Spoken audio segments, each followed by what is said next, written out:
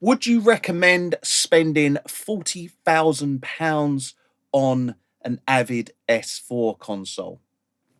This is the Avid S4 console, and it's brilliant, but I wouldn't recommend it. Right? And look, here's the thing: is I would recommend it for someone like myself, someone who's running a business and where time is money. If you were a producer at home, no. Get yourself, if you want something like this, get yourself the Avid S1, Avid Dock.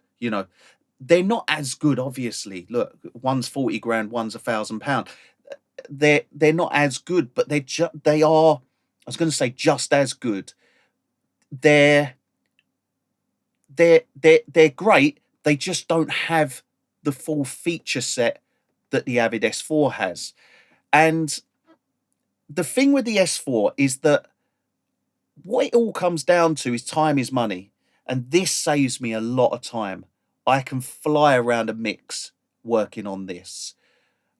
And with an S1 and a dock, not so much. Like all of these pots up here, plug-in control, mapped perfectly. It feels like you're on a piece of hardware. I can control all this hardware from the front here.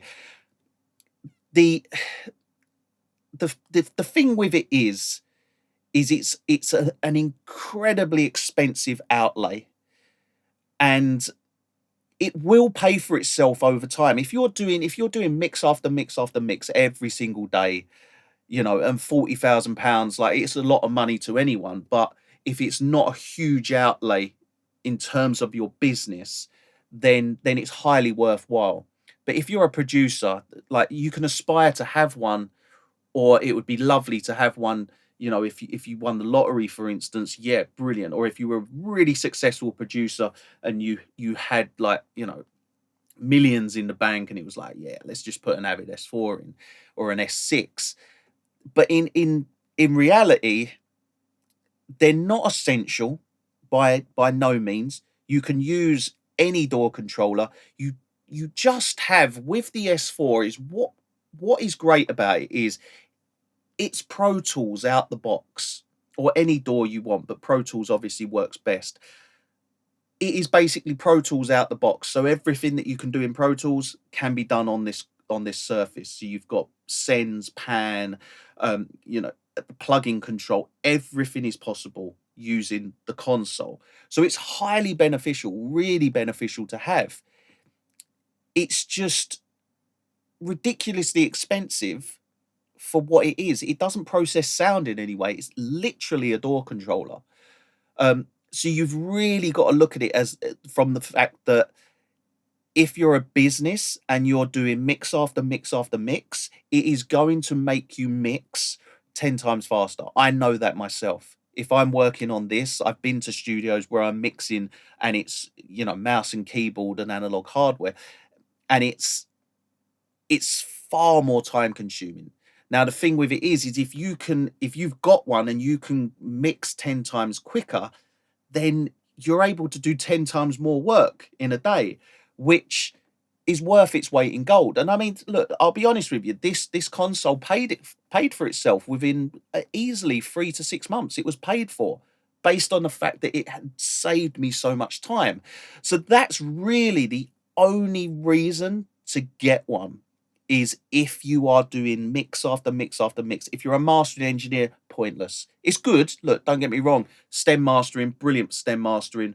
Having just full control over everything, brilliant. But in the reality of things, if you're a producer, I mean, it would be incredible to have, but it's by no means essential. You can quite easily use an S1, even an SSL UF8. There's loads of different controllers out there, and that is essentially all it is. It's just a very, very advanced controller where we can have every single control of Pro Tools on the controller.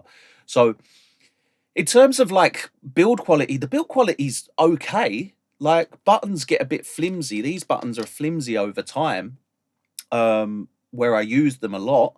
The pots are kind of, a little bit wobbly. The build quality on it's it doesn't. It's good, but there's some improvements that could be made to build quality. That's for sure. And I think it's as well as if you're spending 40 grand on a console, the build quality should be really top notch. There's also quite a few questionable aspects of um, Avid's practices with regards to the kind of service plan that they do for it, which I won't go into detail for, but it's questionable. The fact is that I bought this console before they changed their way of doing things, and yeah, kind of I don't know if I'd have bought this console if that was if that practice that they I mean I don't even want to go into it, but yeah, Avid changed things and not for the better, that's for sure. But yeah, I mean, in general, it's all of these things. If you're thinking about getting one, they're incredible. You're gonna love it. You're gonna love working on it. It is ridiculously good. It will save you so much time, and you will love working on it. I mean, I love it. It's an incredible console, and the price though is eye-watering, and I mean this is a relatively small one. I mean you can get just this size one, which is a 3 foot console with just one kind of channel strip module.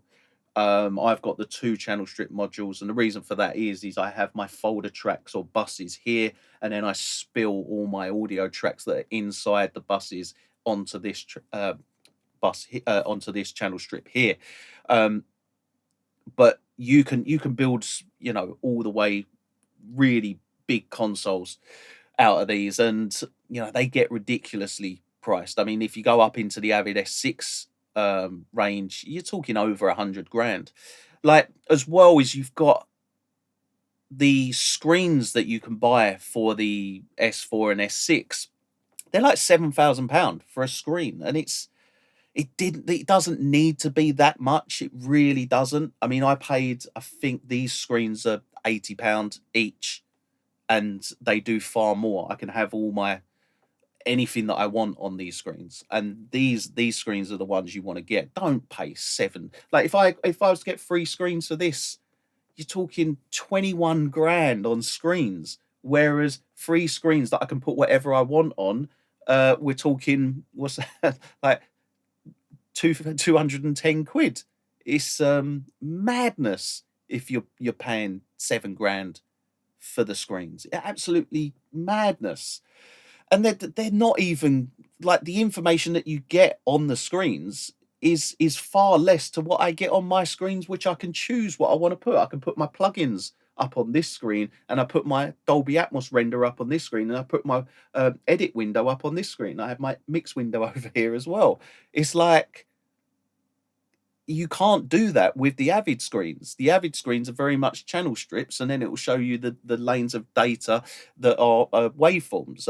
It's not a great deal. Like, any time I've ever worked on one of these where I'm in a studio and they've got the screens, it's like, God, I wish I had my screens, because I can put whatever I want on there. And they're not particularly great screens, to be honest. And I cannot get my head around how they cost 7 grand. It seems way overpriced for me. But in general, the whole console is ridiculously expensive, but highly worthwhile. And look, here's the conclusion to it is that, look, if you're a business and you're working on multiple tracks every single day non-stop, then it's highly worthwhile having. If you're a business or a producer that's working on one track, it's not going to pay for itself very quickly, because the way this pays for itself is efficiency, and how you can be far more efficient with your time and get work done quicker. Then it pays for itself. And like I say, I mean, this paid for itself within 3 to 6 months, so it was a massively worthwhile investment for us, definitely. So yeah, I would recommend it, but only to people who are making serious money in mixing, and I wouldn't recommend it necessarily to someone who's just doing one track every now and then kind of thing. It's the only time to get one if you're doing one track every now and then is if you're a top producer earning lots and lots of money, where 40 grand's just like, wow, whatever. It's very expensive for what it is. And that's, I guess that's my honest opinion on it. But yeah, 40 grand for a console, very expensive, highly worthwhile for someone like myself though. I love it. It's a great console.